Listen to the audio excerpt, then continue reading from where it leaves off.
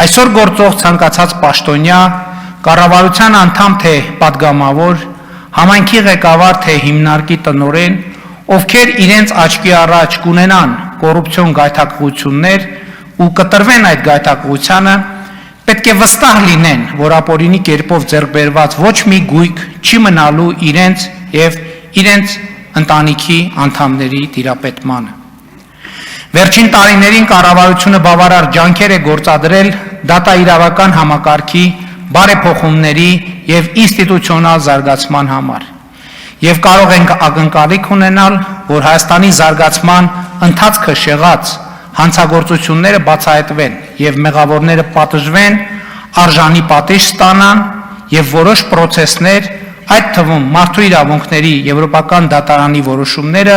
հույս են ներշնչում, որ ամեն ինչ հենց այդպես էլ կլինի։ Այս կենսական գործընթացի վիժեցման մեծագույն ռիսկը, ուզում եմ ուղիղ ասել իմ տպավորությունը, կապված է դատական համակարգի գործունեության հետ։ Հայաստանի դատական համակարգը մեծապես շարունակում է մնալ հիմնականում վերնախավերի եւ հիմնականում նախկին վերնախավերի եւ շահերի ու հետաքրքրությունների պաշտպան։ Սրա պատճառը ոչ միայն այն է, որ դատական համակարգում լայնորեն գործում են նախկին վերնախավերի ընտանեկան կապերը, այստեղ մենք ունենք նաև ինստիտուցիոնալ խնդիր։ Հայաստանի դատական համակարգը կաստայացված է եւ չունի լիարժեք օրգանական կապ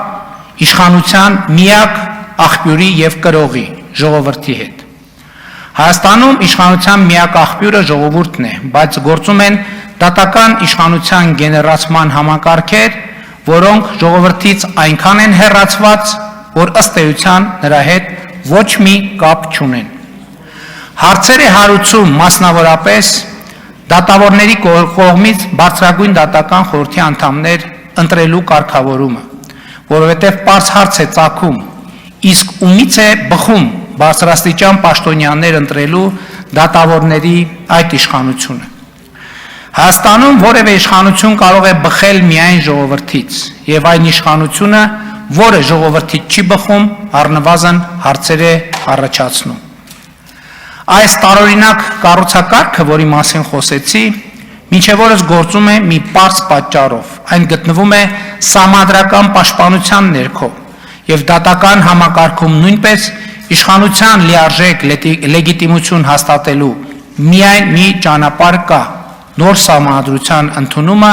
որով անհրաժեշտ է լուծել նաև երդվյալ ատենակալների ինստիտուտի ներդրման հարցը։ Այս փոփոխությունների արդյունքում կոռումպացված շրջանակների արդարությունից ու արդարադատությունից խուսափելու հնարավորությունները էականորեն կկրճատվեն, եթե չասենք գրեթե կբացառվեն։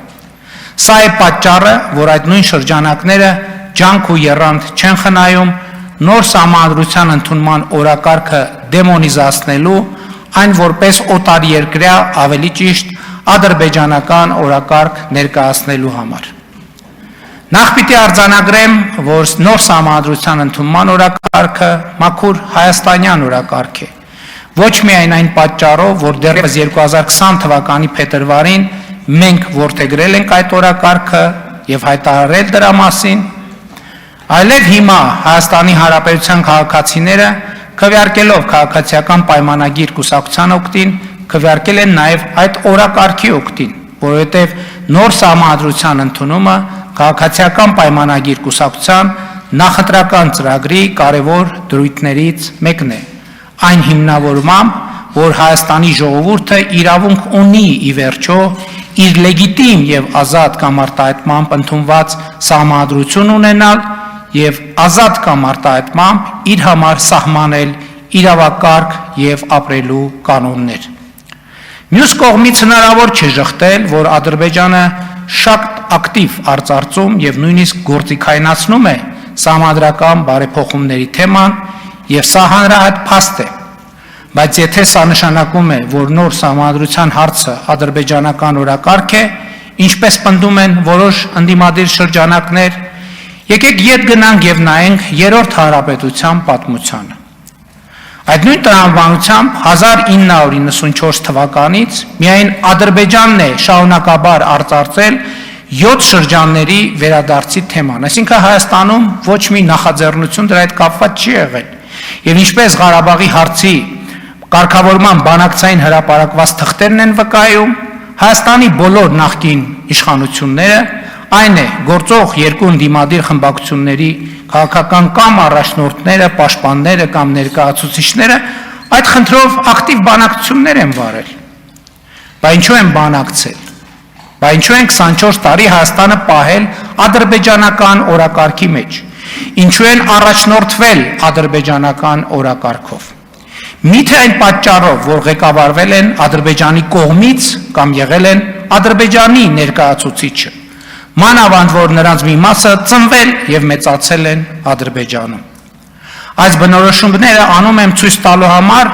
թե մեր մի շարք ընդդիմադիրների տրամաբանությունը ինչ անհեթեթ հետևությունների կարող է հանգեցնել։